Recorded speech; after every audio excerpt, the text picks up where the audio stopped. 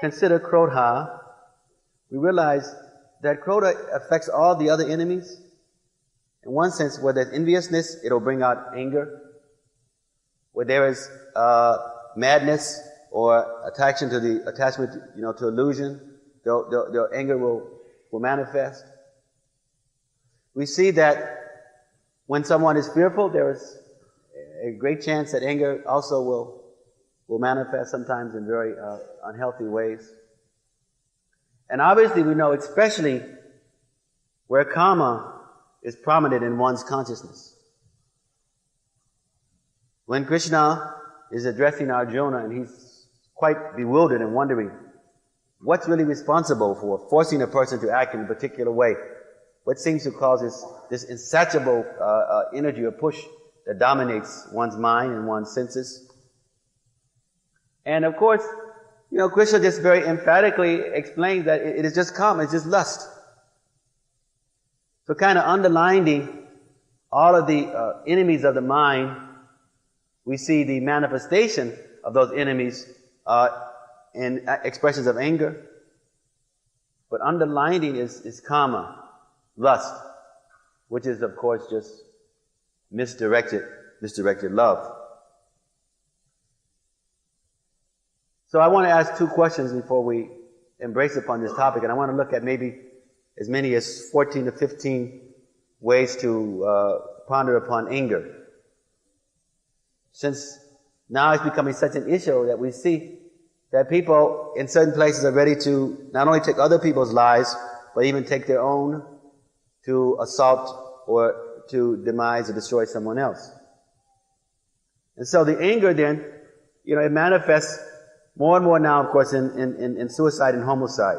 Suicide is sort of like anger sometimes held within, similar to depression. See, unhealthy anger always has a victim. Either the victim someone else or oneself. And so sometimes the anger held within is just ongoing depression. Depression in one sense can be looked at as anger that one is having within themselves. Depression has to do sometimes with the anxiety of something not happening right, some disappointment, some loss, some way, but it's being directed within. And where the violence and assault and attack, whether it's physical or verbal, etc., has to do with the manifestations externally. And so the homicide towards someone else, suicide toward oneself, deicide, where people get angry at God and angry at deists for representing the spiritual commission, angry at scriptures, angry at saints and sadhus.